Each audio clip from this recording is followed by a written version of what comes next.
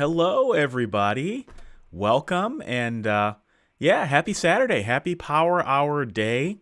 I apologize that I didn't advertise this one as much as I usually do. I usually talk about it on my blog, and I didn't realize that I didn't mention it until I went to sleep. So, my bad. I think we're going to have a bit of a skeleton crew today, but I'm so glad to see so many of you here, regardless. And yeah, we're going to have some fun. So, good stuff. So, let some people stream in here and see what folks are working on. So Cariad is in the house. Cariad is working on some light fantasy with a gin and tonic. Awesome. Welcome, Cariad. And then Malos Prime is doing chores right now, but my project is a fantasy kitchen sink adventure series about one man's duty to protect Utopia. Very interesting. I always love the fantasy kitchen sink. All right. And Deborah Edwards working on a romance set in the 1940s and drinking tea. Awesome. And SD made friends with the like button. Welcome, SD. Thanks for coming. And Miranda Thorne, I'm working on my assignment for the depth in writing class I'm in. Very curious, Miranda, is that the Dean Wesley Smith class, WMG workshop, or is it something different? I just would be curious. I've done the Dean Wesley Smith Depth Shop workshop, and those are some fun assignments. Fun being sometimes they can be a bit brutal. All right, let's see. Christina. All right, currently researching for my third novel, a dark fantasy romance set in the 1920s. Very interesting. Very interesting, and welcome. Okay, Miranda, it's a 400-word. Yeah, this is the Dean Wesley Smith assignment. I know this assignment very well. It is a 400-word setting description of a snowstorm, and I'm not allowed to use the word white. You have to put the character's opinion and the 5 senses in, and absolutely no plot. I'll tell you something, Miranda. That exercise is something that I use almost every day. So I would do it and just do it and then see what Dean says. And if you got it, then you learned it. If you didn't, then learn it, because it literally, I mean, I just used this technique like yesterday when I was opening a chapter. So it's like a critical foundational skill. So good on you for learning it. All right. And Amy Downs, good morning, Amy. All right. And SD, working on questions to ask on our next self-publishing tips and tricks podcast. Very, very cool. SD, be sure to drop a link to that. I've seen a few episodes of that, and I think other people would enjoy it. So please let us know where we can find it. Okay. Josh McDowell, rewriting my zero draft with a cup of coffee. Nicholas Cato Strode, working on dialogue for my novels. S. Rose, almost done with my first romance novella. Hope to finish it in the next week. Well, good luck. Good luck. You can do it. You're almost to the finish line. All right. Miranda says the assignments are fun. They're kicking my butt. I like my plots in danger. Yes, indeed. Yes, indeed. Okay, .c, continuing on my dark fantasy. Second cup of coffee will be more before the end of the hour. All right, awesome. And Travis, I am, writing on a high. Yesterday was my first paid book study session on my book. I fed on all the interaction. Can't wait to use this positive energy. Hey, it's good news, man. Good stuff. Congrats. Enjoy the high. And Cariad. Oh, thank you, Cariad. I appreciate it. Thanks for hosting, and good luck to everyone. Hey, appreciate the super chat. All right. So, some news from me, everybody. So, first things first, I just got back from New York City. So, I was in New York City, got to meet some of my subscribers. That was a lot of fun. I was at the Writer's Digest annual conference. And so I did 3 talks at this conference, and they were all in one day. So it was a little tiring, but I was at Midtown Manhattan at the Hilton there, and it was a really nice hotel, really nice conference. There were a lot of people. It was probably close to several hundred people. And I did a talk on estate planning. I did a talk on a panel on self-publishing, and did a talk on like the ins and outs of self-publishing, publishing with your bootstraps, all that good stuff. So that was a lot of fun, and it was really cool to meet some subscribers in person. So as I go to in-person events, I will be sure to let all of you know, just in case I happen to be in your city or town. I was in Dallas last month. So yeah, a lot of fun. And I think I might be, well, I can't say yet, but there's another event I'll be going to in May of next year. So we'll see on that. And then another thing, I was on the Storycraft Cafe with Hank Garner. That is a podcast that is sponsored by Dabble. You all know the Dabble, the writing software. I chatted with Hank for about an hour just on a bunch of stuff having to do with writing, productivity. We talked a little bit about dictation, and we talked a lot about character development and character craft, which is something I don't talk about that much on podcasts. So I dropped a link in the video description. You can check that out, and it's on YouTube, and it's also on their podcast, and that's the Storycraft Cafe podcast. And then tomorrow, I'm going to be on the Indie Author podcast with Maddie Dalrymple, and we're going to be talking about we're still kind of figuring out what we're going to talk about, but I think we're going to talk about making the most at in-person conferences. So Maddie and I had a chance to meet in person in New York City, and so we're going to talk about that on her show. And if any of you happen to be children's book writers, I spoke and am speaking at this weekend's Society of Children's Book Writers and Illustrators annual conference. So SCBWI, I don't know how to Squeeby, I think maybe how you say it. They are kind of the preeminent organization for children's book authors. They're good partners with Ally, the Alliance of Independent Authors. And I spoke yesterday on a session on self-publishing, and then I'm doing a social event, which is like just drinks and coffee and chatting with indies who are interested in self-publishing and children's book writers. So if you happen to be at that conference, let me know. If not, I guess I can drop a link in the video description for anyone who's interested in that. So this has been like a crazy 10 days. I've had more speaking events in like the last 10 days than anything else. So kind of insane. Okay, SD, you can find my podcast on my YouTube channel, SD Houston, or on my most popular podcast channels. Okay. Oh, okay. You can't drop a link without being a moderator. My bad. I forgot about that. So definitely look up her show. And let's see. Oh, SD, are you going to 20 books to 50K? I would have loved to go to 20 books this year. I've gotten that question so much. I couldn't make it this year. I had some stuff going on in November, so I'm not able to get there. But I may try to get to 20 books next year. So I always like going to Vegas. It's easy to get to from where I live. But yeah, airlines right now, it's kind of a pain in the neck. Like when I went to Dallas, I got stuck. And then when I went to New York, I got stuck. So flying is not very pleasant right now, unfortunately. But I'm gonna still try to make some events. Okay, another thing I want to let everybody know, it's been a while since I've done this, and I know that there are some new folks who maybe don't know this is out there. So this is just a standing thing that I do for all of my Power Hour subscribers. I just want to let everybody know that if you purchase any books from me directly on my website, you can get a 15% off discount. The code is just Power Hour. So there's usually a button on any book that I've published. It says buy from Michael directly right there on the sales page. If you click on that book, it'll allow you to put in a coupon code. You can get 15% off. You can use it as many times as you want, as frequently as you want with any book that I've published. And I don't advertise this. I don't publicize it. It's just for my Power Hour friends as a thank you for showing up. All right. So just want to make sure people know that that is a thing because I haven't talked about that in a while. Okay.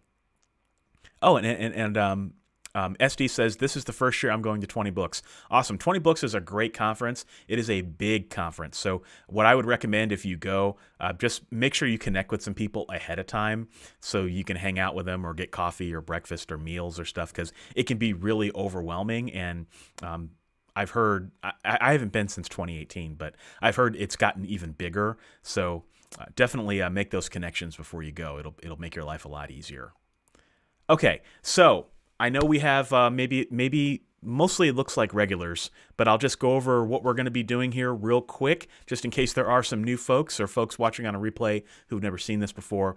I'm going to put a timer on the screen, and on that timer, it's going to count down for 20 minutes. At the end of that 20 minutes, we'll come back and we'll debrief. So during that 20 minutes, we are going to be writing write towards your work in progress, do some research as one person is going to be doing, do some chores, do some dialogue, whatever you want to do. We're going to write for 20 minutes, then we'll come back, shoot the breeze for 20 minutes.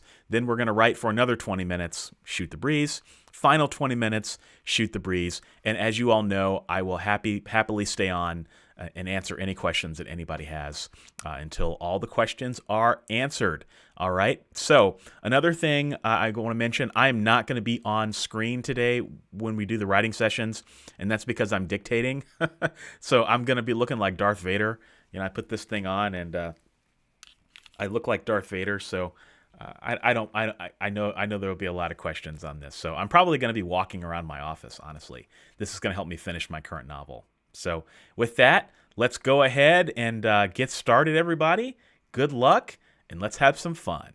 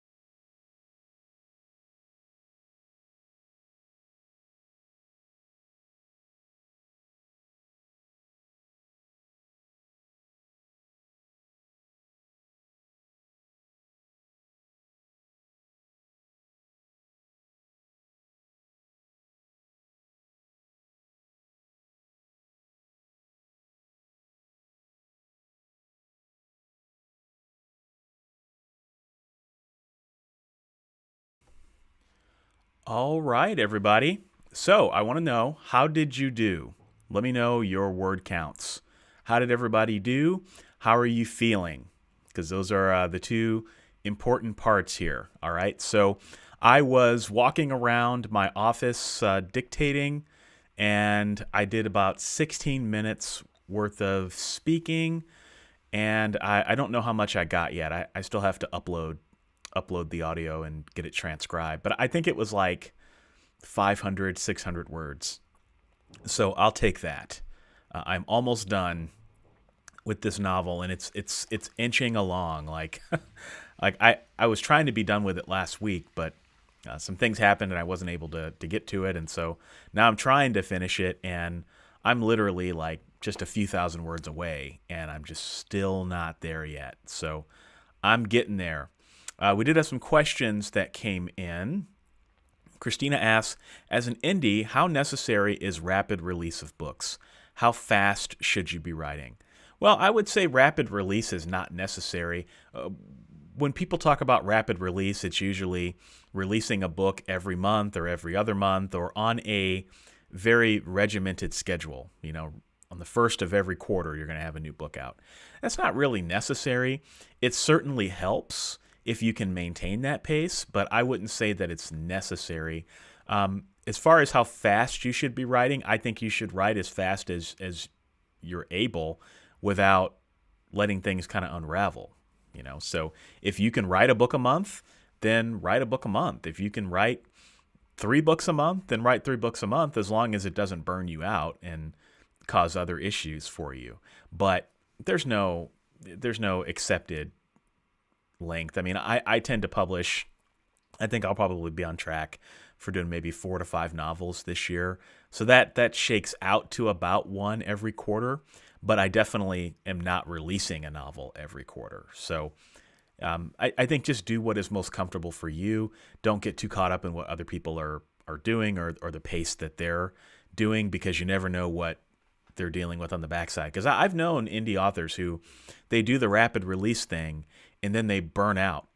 So they were writing a book a month or a book every other month for 2 years, and then they burn out to the point where they can't think about writing another book. And so then 3-4 years go by and they've written nothing.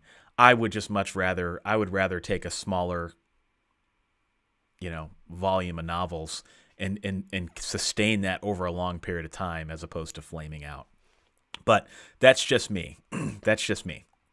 Okay, student of the word, Draft to Digital. What do you think of them? Well, I think very highly of Draft to Digital. So they are a distribution aggregating service that can get your book into a lot of places. So they make things easy, and I would highly, highly recommend Draft to Digital. My authorlevelup.com/draft to digital, I think, is my affiliate link. And yeah, you're in good hands there. They're good people, and I've had the opportunity to meet several of their staff, actually almost all their staff, but all the staff that's public. So Kevin Tumlinson, I've met him and chatted with him on numerous occasions. Mark Leslie Lefebvre, Dan Wood, Nick Thacker. I mean, they're a really good team. And yeah, definitely distribute your books with Draft to Digital. I got nothing else to say other than I would highly recommend them. Okay, so let's see the words coming in, folks. Miranda 344, Deborah 463, Nicholas worked through 13 pages, SD 262 words, and questions created for an author interview. Astrophel 301, .c 420. So we're all kind of in the high 200s, 500 range, which is a good thing. Jocelyn, welcome. Happy Saturday. Greblocks, I was about to do 1.5 pages of editing. And Carrie says, I feel stuck. I'm getting used to a new keyboard and trying to write into the dark, and it's all suck. Here's what I'll say about that, Carrie.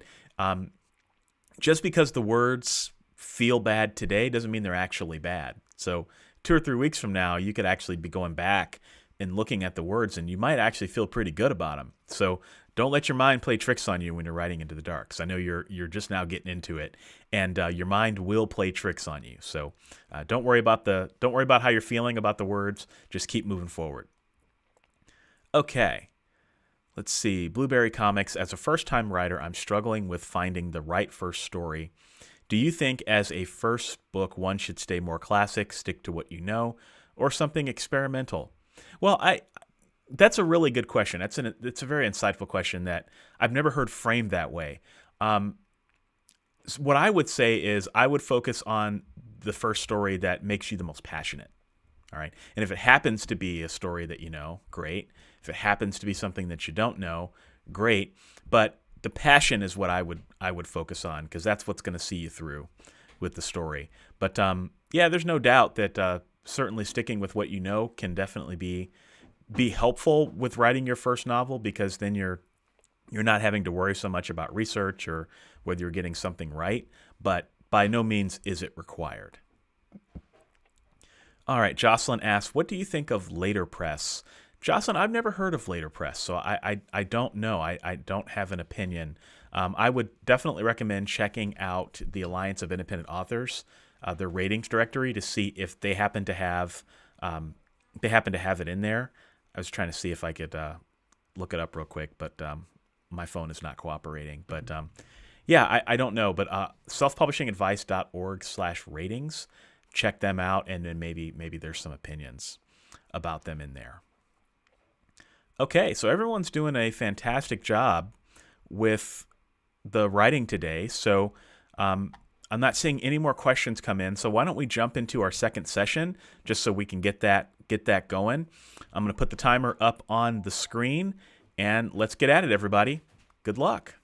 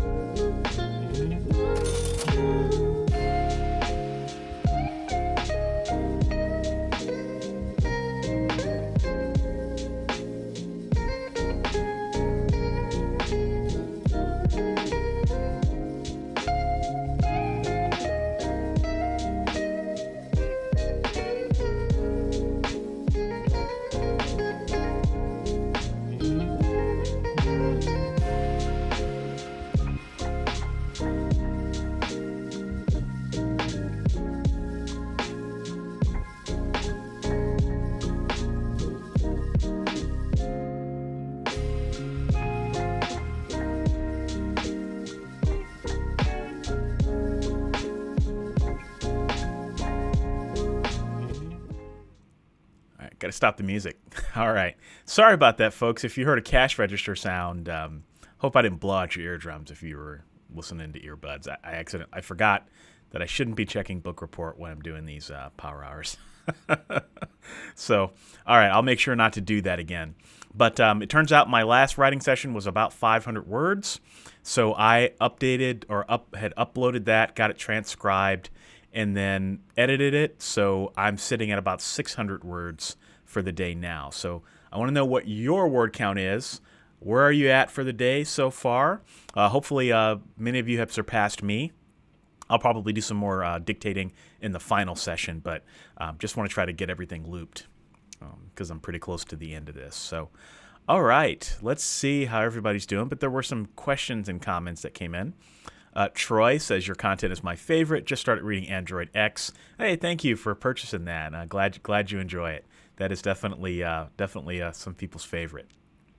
All right. There were some good conversations going on with Blueberry Comics. A lot of you were weighing in on kind of the best thing to do in terms of following your heart, all that stuff. And so looks like we helped Blueberry come to a decision. Decided to go with my heart.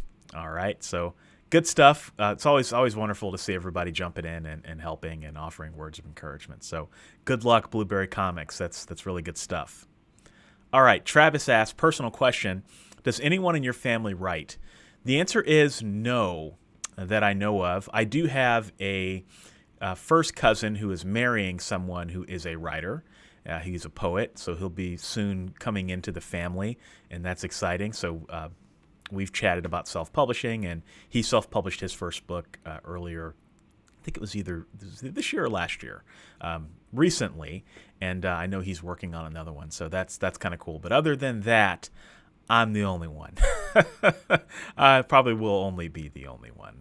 My family loves reading books and all that, but no writers. Got a few musicians, though. A few musicians. All right. Hawkins asks, what's the difference between tension and suspense, and how do you build each one? I would say, to me, there's no difference between tension and suspense. They're the same thing.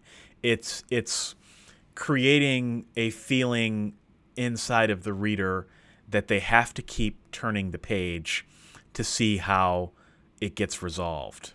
All right, so it could be unresolved tension between a hero and a heroine, or the main character and a love interest, or it could be resolved tension with the plot. It could be resolved tension with, you kind of name it. I mean, there's all sorts of things you can do. I guess some tips on how to build it is to always think about any writing technique as something that can be applied on different levels. So, for example, I would be thinking not just about tension in general. I would be thinking about breaking it down a little bit further. So there's plot tension. There's tension between characters. There's setting tension, right? So if you think about it like that, and then you think about what type of tension you're trying to build, you might be able to be more successful at it because that can be helpful. Another way that is a really kind of an easy way to build tension is just to focus on your chapter endings. Sometimes that can just do a lot to help you with tension. So, for example, if you've got like for example, I'm writing a novel right now where I've got the hero. I've got a hero, duh. And then I've got his sister, who's a supporting character, but she's basically kind of a main character because the book is about her. And the hero brother goes off to do something, and while he's gone, the sister owns a coffee shop. It gets attacked by the bad guy. All right. And he's leaving, going off to do whatever he wants to do. And the sister's in just kind of tending bar, and all of a sudden, bad guys come in. Okay, in the chapter there. All right. So now you don't know what's going to happen. So then I jump to the brother who's just kind of wandering along, doing whatever. And then he gets attacked, and then cut, and then jump back to the coffee shop. And then I'm kind of switching between the two. And you don't really know what's going to happen or who's going to end up where, that sort of thing. And so chapter endings can be a really, really good way to build that tension and keep people turning the page. All right, so this is a big topic. There's a lot on tension and suspense that we probably could go into, but if you want the biggest mileage for your buck, think about tension as different types, and then that'll help you influence and make decisions on what you should be doing, and then also your chapter endings. Wonderful ways to help with tension. Okay, let's see. So I'm imagining that some words are coming in now. All right. Okay, SD, 232 words written for the author interview. Awesome. Well, hey, thanks for joining, Shannon. Appreciate it. And then Adoji, 400 words. Nicely done.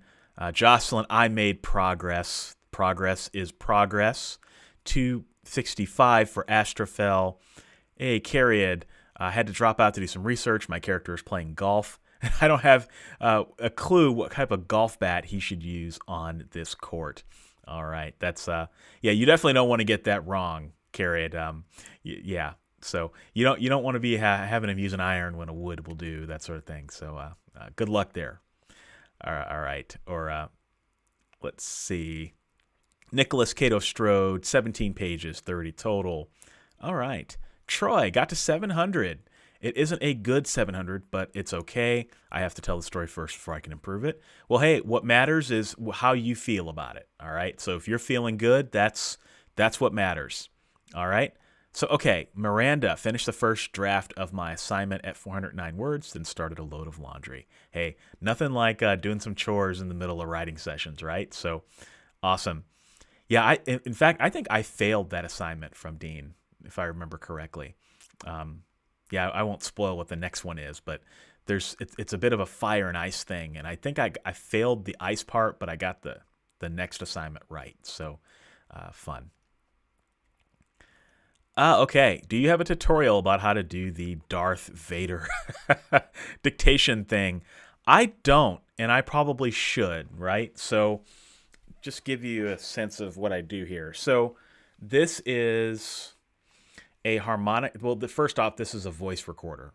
All right. This is a Sony UX570 voice recorder. You can get it for about $70-$80. This is a harmonica neck holder. All right. And it generally holds a harmonica, but what I did is I put some felt, you can't see it, but on the back, I put some felt pads here, and then I just slid the voice recorder into this little bar. And so then when I want to record, I just hit this button and a little red light shows up. There, you kind of can't see it, but a little red light shows up to let me know that I'm recording. And so then what I do is I keep the harmonica holder, it's probably maybe an inch or two from my mouth at all times. So when I'm moving like this or doing this sort of thing, then I'm speaking, and then the voice recorder is capturing my voice a lot more accurately. All right, and it's because the closer the microphone is to your mouth, the better your dictation is going to be. Now, I also enunciate, so I speak way more clearly than I would ever do when I'm talking to you all. So, in fact, I almost enunciate to the point where it sounds ridiculous. So I might say something like, "He jumped onto the bar, comma, and waved his sword, period, open quote. You will never get me, question mark, or exclamation point." It sounds silly, but the reason I do that, it almost kind of sounds like Bill Cosby. The reason I do that is because it helps with the transcription. It ensures that when I'm saying little words like of or the or a or an, that it will pick it up a little bit better. Because sometimes you can blur your words together.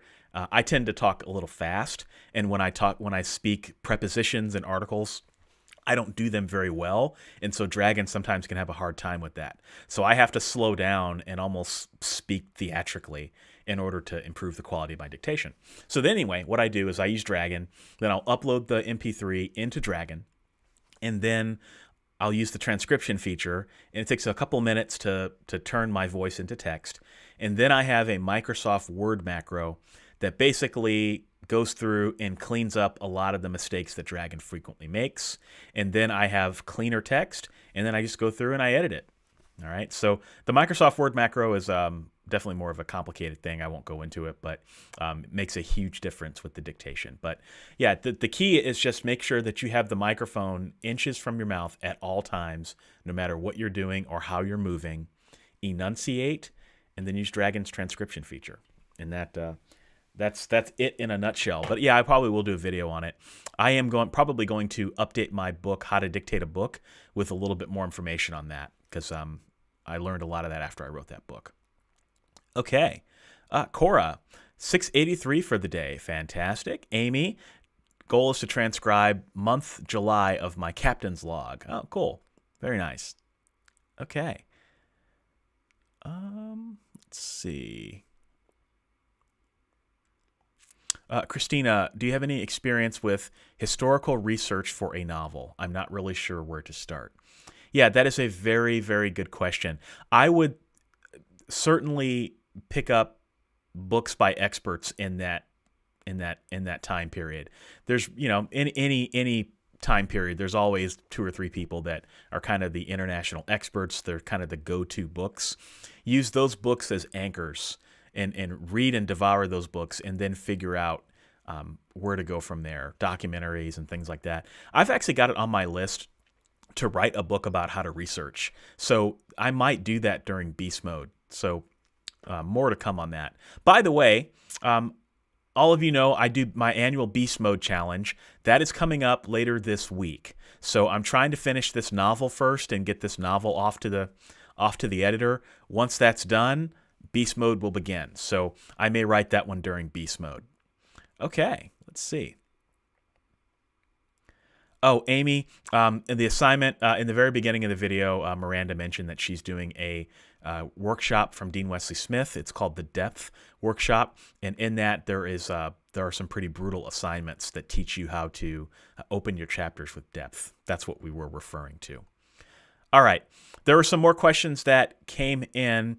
What I'm going to do is we're gonna do our final session, and then you all know we can shoot the breeze until all the questions are done. So let's just get this third session going, and good luck, everybody. So let's get it done. Final session. Final 20 minutes.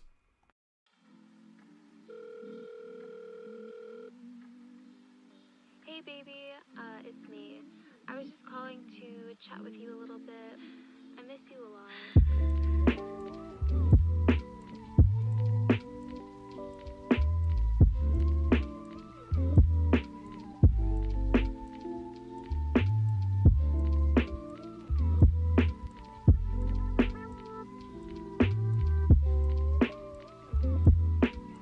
And I miss hearing your voice.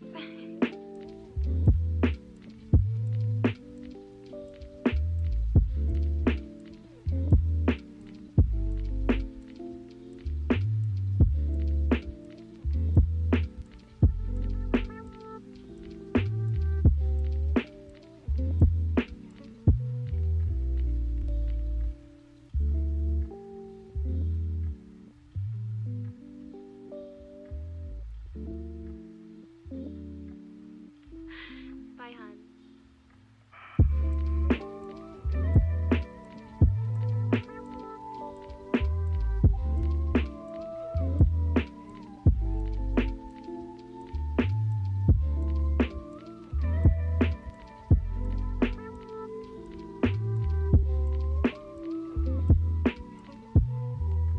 And I miss hearing your voice.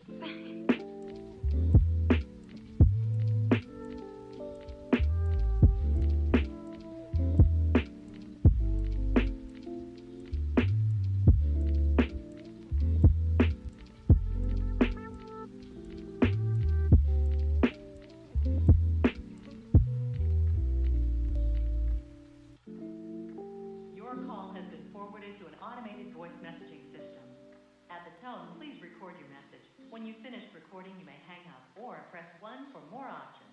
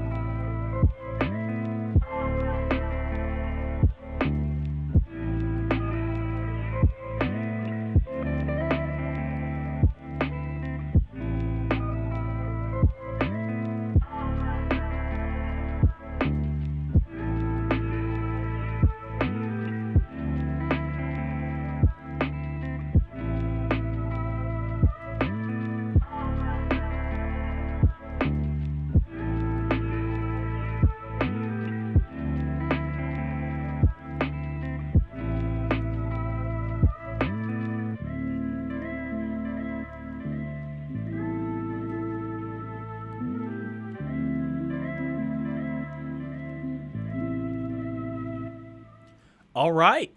We did it, everybody. We made it. So I want to know, what is your total word count for the day and how are you feeling?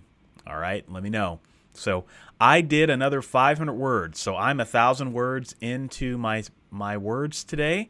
I was walking around dictating in my studio and I got about 500 words. So I'm about 500, 1,100 words in for the day, which is about halfway toward my quota. So generally speaking, I like to write about 2,200 words minimum every day. I'm about halfway toward that goal. And yeah, I'm just about at the final battle for this novel. So once I get to the final battle, I think things are going to start going pretty quick. So really trying to finish this novel. Really trying to finish. So everybody knows, let's see. Everybody knows that I am going to, somebody says they can't hear me. So if you can hear me, please let me know. I know that sounds terrible. All right. So let me know. I'm not hearing anybody say anything. So yeah, beast mode. So once I'm done with this novel, I'm going to do my beast mode challenge. Every year I sit down sometime in the summer and I have the goal of writing as many words as humanly possible. I don't set any goals. I don't do anything like that. I just sit down and write like a maniac every day. And a lot of times during beast mode, I'm hitting 3,000, 4,000, 5,000 words per day. And I knock out novels, I knock out nonfiction, you name it. And so I'm still trying to figure out what I'm thinking about writing. I think I'm going to write Indie Author Confidential Volume 10. So I have a series where I talk about everything I'm learning and lessons learned, and I release a book quarterly in that series. It's called Indie Author Confidential. Probably do volumes 10 and 11. The Good Necromancer, book 6, so I'll do a novel. I also am going to do a short story collection for my Good Necromancer series. I've written 2 stories in it already, so I'll probably, I may finish that. A lot of you have been asking me to write a book about marketing and marketing best practices, so I think I'm going to do that as well. And then, yeah, after that, I have no idea. So we will see, but I'm looking forward to getting that done. Okay, so we had some questions come in, but first, before we hit the questions, I want to see how everybody did. All right, so Blueberry, 243 words of the book. All right, nicely done. Astrophel, 389. Cariad. All right, feel like you had too much gin. Coffee next time. All right. Well, hey, sometimes the gin loosens you up, and gin can get you through the writer's block. All right. Astrophel, 955. 40. Vantbat, 424. Writing into the dark. Hey, very nice. Very nice. Always good to see people jumping into writing into the dark. All right. Precious. I'm honestly brainstorming process of my world's rules and info for my fantasy novel. Hey, Miranda. Very, very nice. 1664. Nicely done. All right. Let's see. All right, Amy, 1090. C 1232. Deborah, 199 and 1200 for the day. I'm doing beauty mode. Nice. All right, Cariad, nice work, everyone. I'm in awe. Very, very nice, everybody. So, okay. So let's hit some of these questions that came in. And like I said, folks, feel free to ask any questions that you have. I'll go until the questions start dying, and we'll just go from there. All right, Keto, I did answer this, and I think you acknowledged that I answered it, but I'll answer the question anyway. Do you write transcription from your dictation yourself? Do you have an app that does it, or do you outsource it after you upload it? So I use Dragon Professional Individual. I think it's on version 15, I think. It's whatever the latest version is. And I speak into my voice recorder, hook up my voice recorder to my computer, upload the audio, and it takes about a third of the time that you use to edit or that you use to speak. So for example, if I spoke for 20 minutes into the microphone, it'll take about 3 or 4 minutes. I think that's around a third, right? So whatever that is. So and generally, I find that it's about a minute per megabyte. So yeah, anyway, that's maybe a little bit more technical than we want to go into. But yeah, Dragon does it, and it does it pretty quickly. It is pretty accurate if you have a good microphone. If you're using your iPhone or your Android, you're probably not going to get as good results, although the results are better than you would think. But I would say, with your phone, it's about 50-60% accuracy. With a good voice recorder and good enunciation and good technique and the microphone close to your mouth, you can get anywhere from 90 to 95%. Some dictation recordings, I've pushed 97, 98%. There will always be things that it gets wrong. For example, proper nouns of characters. There are ways around that. Also, sometimes it'll confuse things like we're versus where. Little things like that. I mean, they're not big deals, but another key is to use Microsoft's editor. And then Grammarly is also really, really good at helping you catch errors with dictation through Dragon. Now, there is a way to outsource your stuff. I think Kevin J. Anderson does this, where he'll speak into his voice recorder, like I do, and then he'll upload it to like an assistant, and the assistant will transcribe everything in writing, and then he doesn't have to worry about speaking commas or periods or anything like that, because the assistant can just hear it based on the context clues. That is an expensive way to to do this, but there are some pros to it, meaning the big one meaning you don't have to spend a whole lot of time speaking what I like to say Dragonese, right? So open quote, what are you doing? Question mark, close quote, he said, period. You don't have to worry about any of that. You can just speak, and you can go a lot faster. So Dragon is the cheapest way to do it for sure. But yeah, that's how I do it. Okay. Precious, do you have any book recommendations? I'm writing fantasy fiction for the first time, and it's a series. I have read 3 and more series in fantasy, but nothing like the one I'm writing, which I love. Well, Precious, I mean, there's no shortage of fantasy novels out there for sure. It depends on what you like to read. I can recommend some urban fantasy. The Dresden Files is always a good start there. I just finished a book by Craig Schaefer called Ghosts of Gotham. That was a fantastic novel. Craig is an indie author. Wonderful novel that I could definitely heartily recommend. American Gods by Neil Gaiman is always a pretty safe bet. God, what is her name? I think it's Mercedes Thompson by Patricia Briggs. So that's another really good series. Patricia Briggs is a great writer. So there's no shortage of fantasy novels. I just rattled off a few that I could think of, but certainly there are more. But maybe start with those. You might enjoy those. Okay. Hunter says, I'm here, I love you, and can we not be adults? Yeah, sometimes life just hits us, and we got to do what we got to do. All right. And, yes, so I saw some folks scratching their heads and say, wait a minute, did Michael put his voicemail in the music? I knew some people were going to say that. It's a cool song, but yeah, that was not my voicemail. Okay.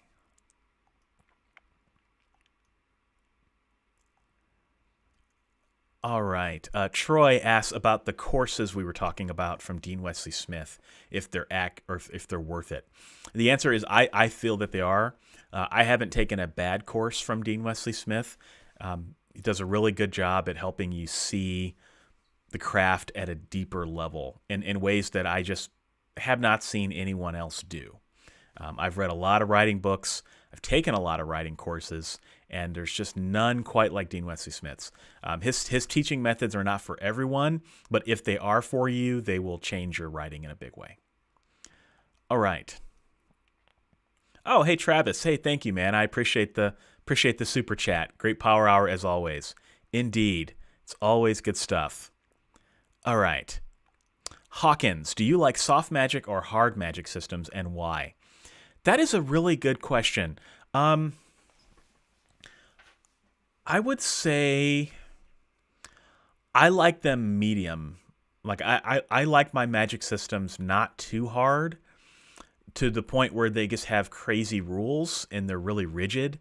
But I don't like them too soft where the author just kind of waves their hands and says, this is what it is, but they don't explain why it exists or anything like that. I guess as a reader, I don't as a reader, I don't necessarily have a huge preference. I mean, as long as the author executes it.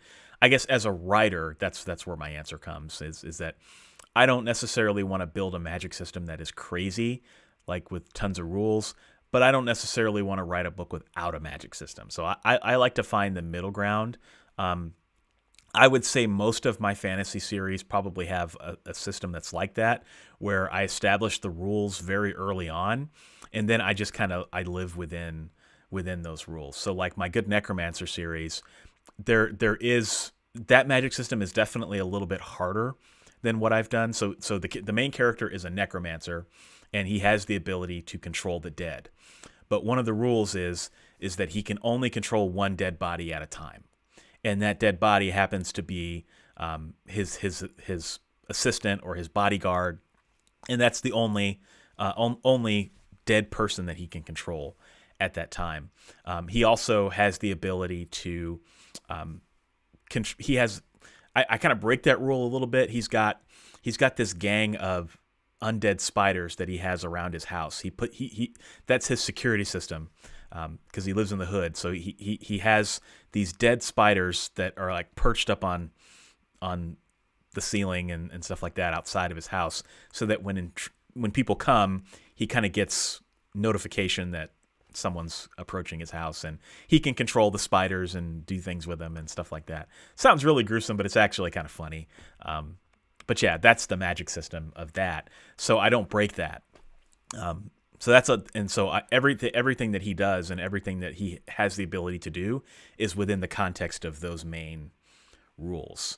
And I've had some magic systems where things are a little bit more fast and free, but I generally try to put some rules in to where it makes sense, but I don't go crazy over it. All right, Amy says, and I agree, writing is such a solitary endeavor that groups like this are so important to my mental health. Well, yes, I agree, Amy. Agree wholeheartedly. Dot C, sadly, Dragon doesn't work on a Mac. Yes, Dot, you are correct.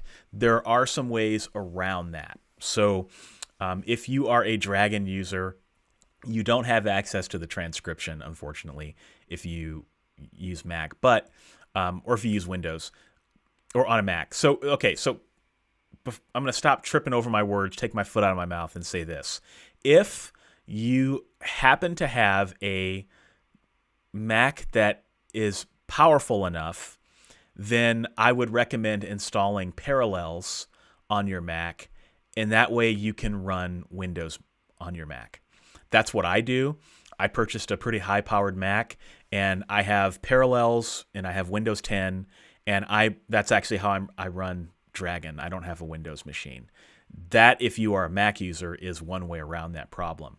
Another way around the problem, you kind of give up transcription, but you can use like Dragon Anywhere, or you can Dragon Anywhere is probably what you could use, and that basically gives you pretty good dictation results.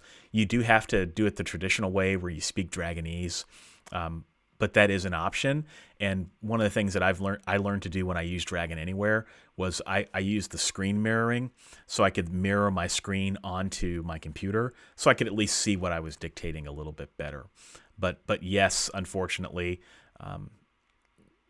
Mac users are at a bit of a disadvantage. Okay, let's see.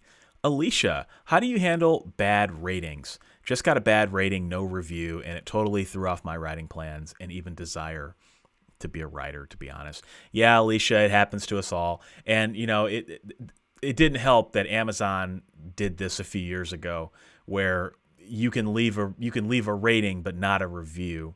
And it kind of sucks. I'll be honest with you, because people will leave a review because it takes 2 seconds. They can just put the star in and hit submit and not have to worry about, writing anything. And it particularly sucks if you get a bunch of people that leave ratings but no reviews. And so your book could have, 4.5 stars or whatever, but no reviews, which is kind of frustrating, Or, you can get the short end of the stick like I did once, where I guess happened to probably get the book into the wrong person's hand. They were in a bad mood or something that day, didn't like the book, and they rated it, 1 star or 2 stars or whatever. And so that kind of hobbled the book for a little while. Here's what I would say, Alicia.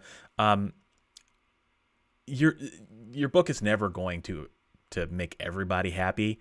And honestly, if you got that bad review, it was probably just bad timing and a little bit of bad luck. I wouldn't let that stop you from writing, and I certainly wouldn't let it stop you from marketing the book. For every person that doesn't like it, there will be 10 people who do. And you just have to keep finding ways to get that book out there to people, and eventually you'll find that people will respond better. You can use a site like Book Sirens. I don't know if you've ever heard of Book Sirens, but if your book is fairly new, you can post it on Book Sirens, and that could be a way to get the book into some more engaged people's hands.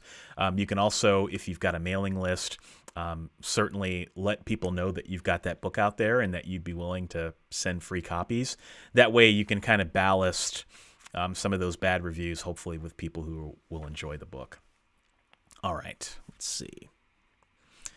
But yeah, the bad reviews happen to us all. All right. Hawkins, what is the difference between a scene and a chapter? Well, this is one of those old debates. So a scene technically exists within a chapter, but it could also be a chapter. So for example, if I wanted to write a chapter where I've got the main character who goes into a coffee shop, buys a coffee. I'm just being facetious, being silly here. Goes into a coffee shop, buys a coffee, and then exits the coffee shop, has a conversation with a friend, and then walks back home where he gets attacked by a group of goons. That could all be one chapter, or what you could do is you could break it into scenes. So him going into the coffee shop, section break. Him on the corner talking to his friend, section break. Him walking down the alley getting attacked by goons, in the chapter. So you could put that all in one chapter, or what you could do is you could end the chapter with him in the coffee shop, end the chapter with him talking to a friend, end the chapter with him in an alley. There's no right or wrong way to do it. It honestly boils down to personal preference. Me, lately, what I've been doing is I've just been making a scene a chapter. It helps with pacing. It helps speed things along a little bit more because shorter chapters keep readers turning the page a little bit more. But there is a time and a place where maybe you do want several scenes within a chapter, especially like maybe during a final battle or something where you're constantly switching POVs between your team members, that sort of thing. So I think just feel it out, do what works best for your personal preference, and then do what works best in service of the story. But the shorter your chapters are, the faster paced it will feel to the reader. That's a key thing. Yes, Sailor Twilight. Mercy Thompson is a fantastic series, and a new one is coming out this month. Good stuff. Okay, Hawkins, should the protagonist have no growth in each book for a long-running series? It's kind of hard to keep a character growing all the time. Yeah, this comes back to some advice where I'm a little bit contrarian with this. I am just not a big believer that you need to have character arcs. I think that character arcs happen organically and they happen over time. And I think that character development really is a character responding to what's going on in any given moment. And it's through little moments of a character doing things that readers ultimately care about. Me personally, that's Michael Laron's opinion only. But yeah, if you've got a long-running series, it makes it pretty difficult to keep evolving the character over time, right? So I've got a series, the Good Necromancer series I'm writing right now, and I'm kind of running into this where I'm about to start on book 7 technically. It's book 6, but I have a 1.5, so it's like book 7. And like, yeah, how do you continue to evolve the character? And the way that I've addressed it is I give my main character some sort of problem that he has to wrestle with in the book. So in this 7th book, he is finally coming to terms with the morality of what he's doing as a necromancer. Right, so he's saved the world several times using his skills. Necromancy is usually considered to be an evil thing. Necromancers are almost always evil, but he's a good necromancer, and he saved the world. He's done some weird things along the way. He's been betrayed by virtually any kind of paranormal you can think of, and now he has to start thinking about, what am I doing? Like, am I kosher with the big guy upstairs? That sort of thing. And and then in another book, I had him wrestle with being a grandfather for the first time. His daughter, who he hasn't seen in 7 years, shows up on his doorstep with a baby, and he has no idea how to handle that. So it's like, if you give them little problems to solve within the book itself, you don't really have to worry about the bigger arc. That's my opinion only. There are certainly some series out there where you do want your character evolving over the course of, a series. But the longer your series goes, the harder it gets to do it on that scale. So just give your character problems to solve within the book itself, and hopefully that'll take care of it. Okay, Blueberry Comics. How long should chapters be? I've read books with 8-page chapters. I've read books with 50-page chapters, and I don't really pay much attention, but I've heard for some it's quite important. It's not important to readers. This is something that's important to writers generally, right? So writers stress out about how long their chapters should be. Readers don't really stress out about it unless your chapters are really short or they're really long. But even then, you can get away with really short chapters if the content is apropos. All right, and long chapters, I don't know. That's a bit tougher. Generally speaking, most chapters are going to be somewhere within 500 to 3,000 words. All right, 3,000 words is kind of pushing it, but there's a time and a place for it. All right, that's generally what my chapters are. They fall somewhere in that range. If they fall outside of that range, I don't stress out about it that much. It's like I said, as long as you're telling the story that's on your heart, you're doing it as artfully as you can with knowledge of the craft and with all the knowledge of the craft that you have at that point in time, I wouldn't stress out about it. All right. Let's see. Troy, how do you write so many dang books? You are so prolific. I find with my full-time job, I get so tired and only write on the weekends. Do you stay really disciplined with your schedule? Yeah, Troy, I have a full-time job too. And one of the things that I've done is I've eliminated virtually everything from my life that is not important, and so that I can focus solely on the writing. So I used to play a lot of video games. I used to write a lot of music. I used to play guitar, saxophone. I don't do any of those things anymore because I'm focused on writing. All right. And so I've been pretty relentless about cutting things out of my life that are not helping me serve that purpose. And so therefore, when I'm not spending time with my family and I'm not working, I have a lot more energy to do the things that are important. Another thing is I am pretty disciplined. So I like I said, I have a quota of just about every day. I'm sitting down and doing about 2,000 to 3,000 words. My minimum is 2,000.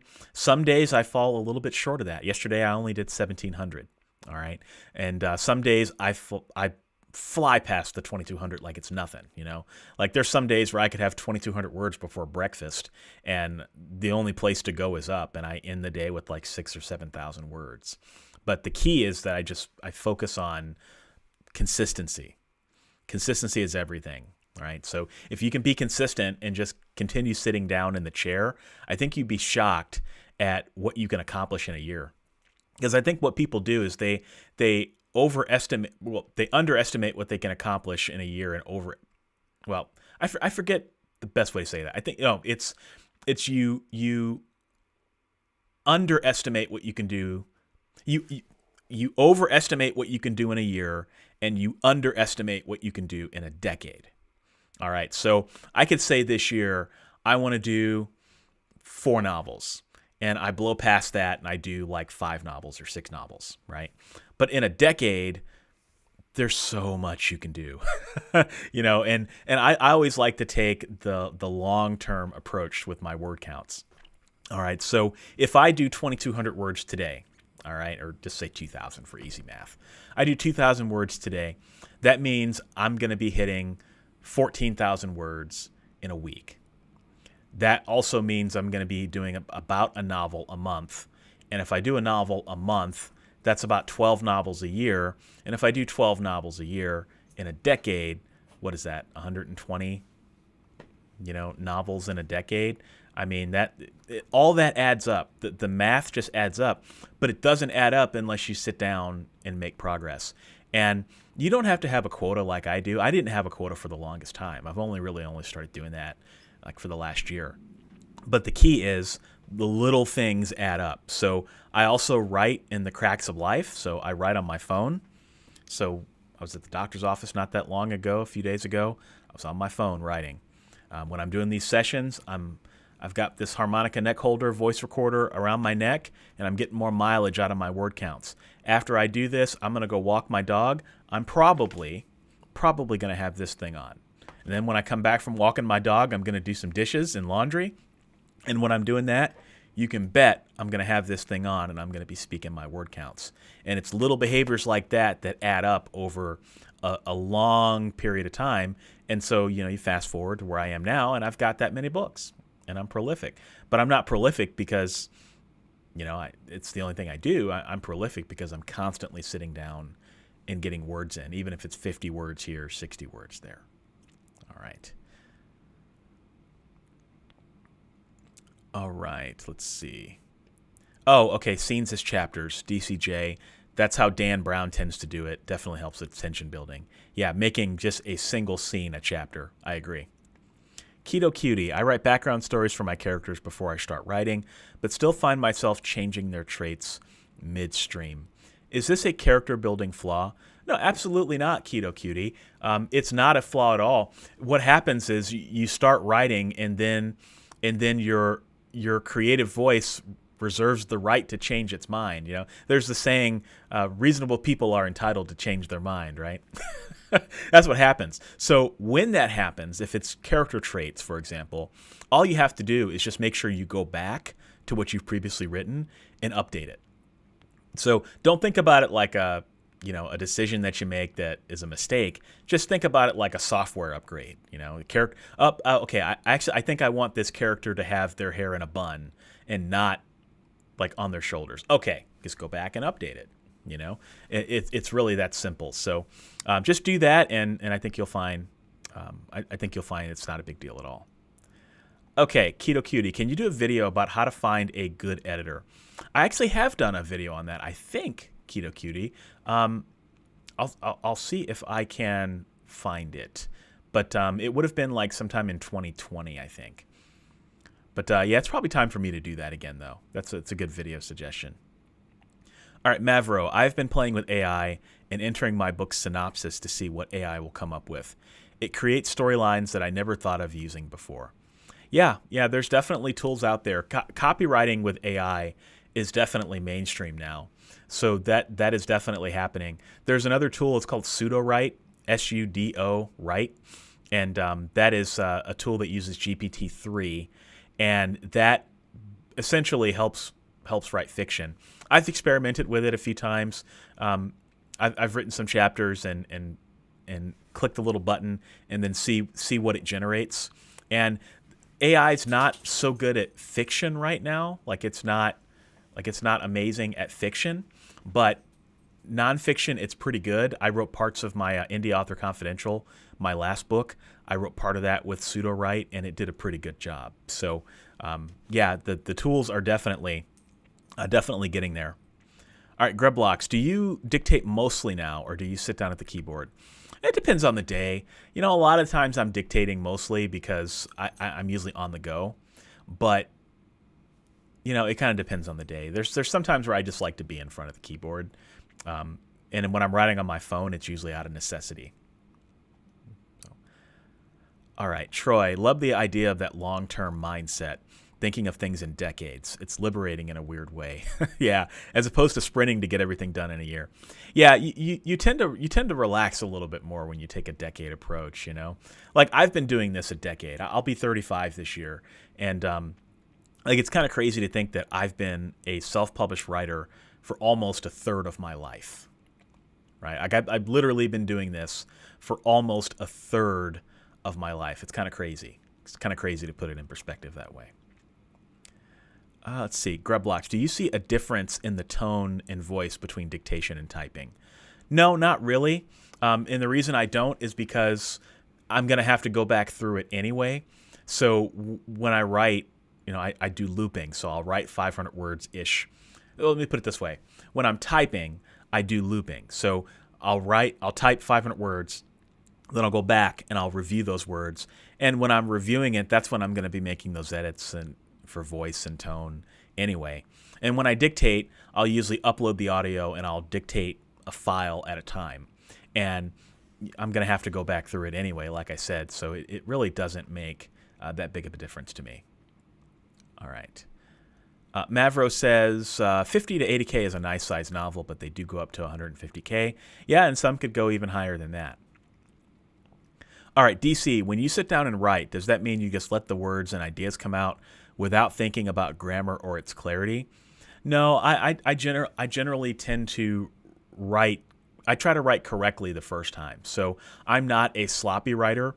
I like to write and dictate cleanly, meaning what comes out is, generally speaking, pretty well formed and pretty close to what's going to end up in the final version of the book.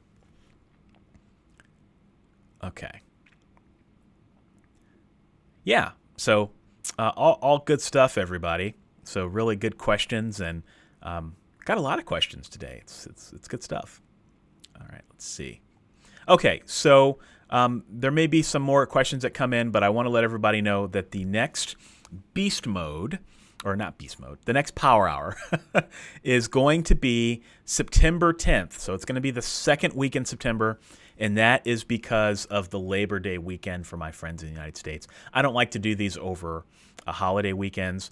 What I'm thinking about, I'm noodling around on this. What I might do for next year is I might start doing power hours the second week of the month. So second Saturday of the month. And the reason for that is because then I don't have to worry about holidays. But I'm still playing around with that, and I'll see. But yes, so be on the lookout for Beast Mode. I may do extra power hours during Beast Mode. So if I do that, I will be sure to let you all know that on my community tab, because I love Beast Mode, and I'm about to jump into it. So I'm not seeing any more questions, folks, so I'm going to go ahead and log off. Got to walk my dog. But thank you for joining me this month. It has been a pleasure, and I hope that you get some more words in today. Have a wonderful day.